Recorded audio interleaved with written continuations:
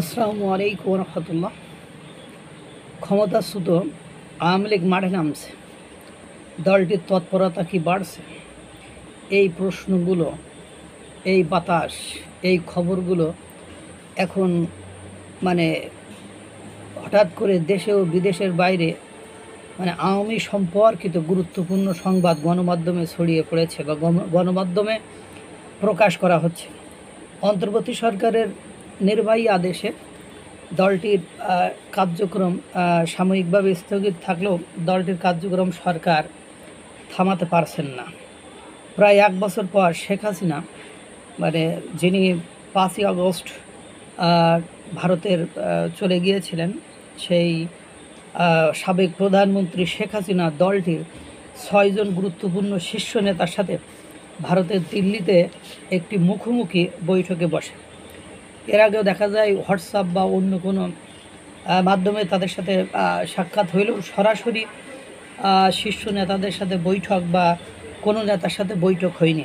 কিন্তু এই প্রথম 6 জন গুরুত্বপূর্ণ শীর্ষ নেতার সাথে দিল্লিতে বৈঠকে বসে কিছু গুরুত্বপূর্ণ নির্দেশনা বা তাদের দলীয় নির্দেশনা দিয়েছেন।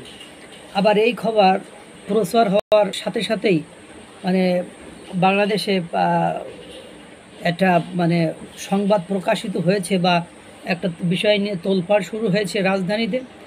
সেই রাজধানীতে খবর পেল দলটি গোপন মিটিং করেছে, 22 জনকে সেই মিটিং থেকে পুলিশ গ্রেপ্তার করেছে।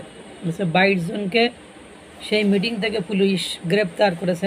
আবার সেনাবাহিনী বলেছে এই মিটিংয়ে সংশ্লিষ্ট থাকার অভিযোগে তারা বাহিনীর একজন মেজরের বিরুদ্ধে তদন্ত করছে। সেনাবাহিনী যদিও তাদের বিজ্ঞপ্তিতে কোনো রাজনৈতিক দলের নাম বলেনি, তবে ভাটারা থানায় দায়ের হওয়া মামলার FIR পুলিশ বলেছে ওই মিটিংটি গত 8ই জুলাই এখান থেকে 20-22 দিন আগে সংগঠিত হয় এবং সেই মিটিং চলাকালীন সময়ে নাকি সেখান থেকে 22 জনকে আটক করা হয়। তবে প্রশ্ন হলো এই 20-22 দিন আগে কেন এই তথ্যটি জনসম্মুখে আনা হয়নি বা জনগণেরকে বা এটা মিডিয়াতে বা অন্য কোথাও জানানো হয়নি? ঠিক শেখ হাসিনা ভারতের দিল্লিতে যখন শীর্ষ 6 জন গুরুত্বপূর্ণ নেতা নিয়ে বৈঠক করলো তখনই কেন আনা হলো তখনই যখন শেখ হাসিনার সাথে দলটির